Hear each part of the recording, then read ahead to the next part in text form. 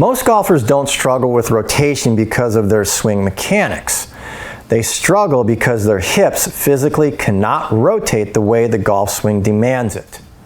Today we're breaking down how hip mobility drives rotational speed, sequencing, and injury prevention, and how to improve it through proper physical training.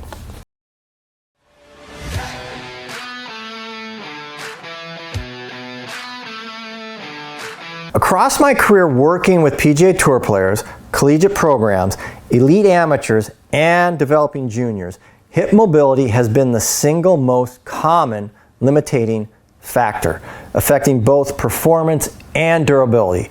I've seen players who couldn't internally rotate through the trail hip and immediately compensate with sway, slide, or early extension. I've seen players with limited lead hip rotation stall the pelvis and overload the lumbar spine. And I've seen players lose speed, lose posture, and lose consistency, not because of poor swing mechanics, but because their hips simply couldn't move the way the swing required. When we restored hip rotation, sequencing improved, clubhead speed increased, and lower back stress decreased. The improvements were immediate.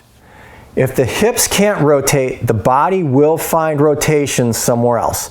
And that's where performance and durability suffer.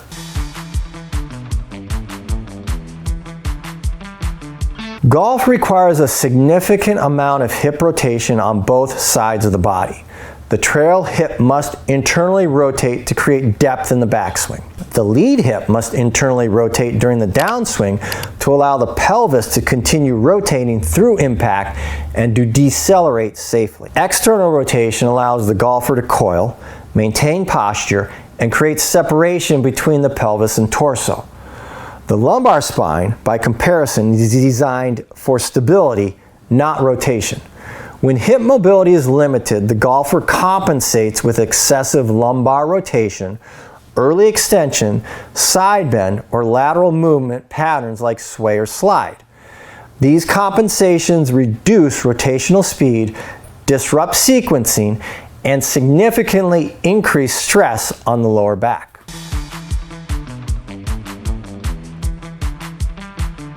The first major dysfunction is limited trail hip internal rotation, which restricts a golfer's ability to rotate deeply into the backswing. When this rotation is restricted, the golfer often shifts laterally or stands up out of posture to create space, both of which disrupt sequencing and reduce power. The second dysfunction is limited lead hip internal rotation, which is essential for rotating through the ball and for decelerating after impact.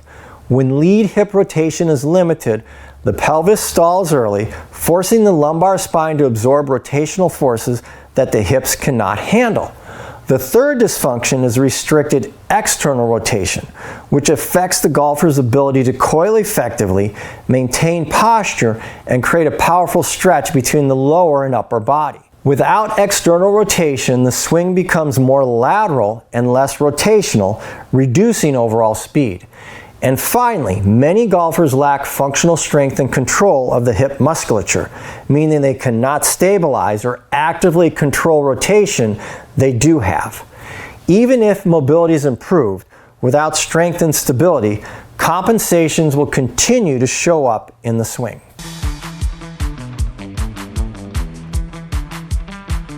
Correcting hip mobility begins with restoring the rotational range, followed by building control, developing strength, and integrating these improvements back into the golf swing.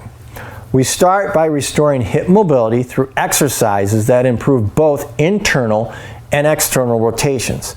Drills such as 90-90 transitions, internal rotation liftoffs, external rotation stretch to activation patterns, and controlled hip carries help the golfer access the rotation required for efficient movement. Restoring these ranges reduces the compensations that drive lumbar stress.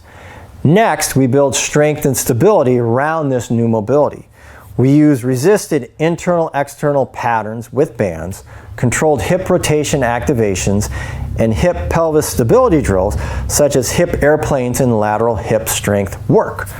This step ensures the golfer can actively control the rotational range they've gained.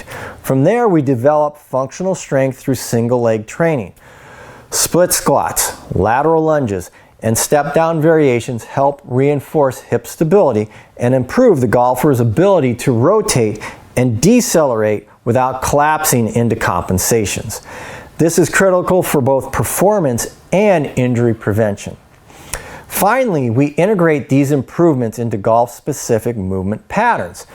Standing separation drills, rotational band work, and controlled speed rotational training help the golfer learn how to rotate through the hips while maintaining posture and sequencing.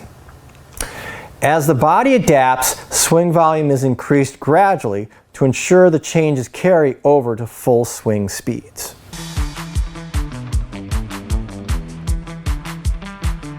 Improving hip mobility does more than reduce low back stress. It directly improves rotational power. With better hip rotation, the golfer can create a deeper backswing, rotate through the ball instead of sliding, maintain posture longer, and generate higher rotational speeds. Hip mobility is often the missing physical link between efficient biomechanics and actual clubhead speed.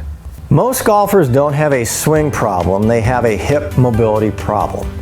Restore hip rotation, build strength and stability around it, and integrate it back into the swing. When the hips rotate the way they should, the swing becomes more powerful, more consistent, and far safer for the lower back.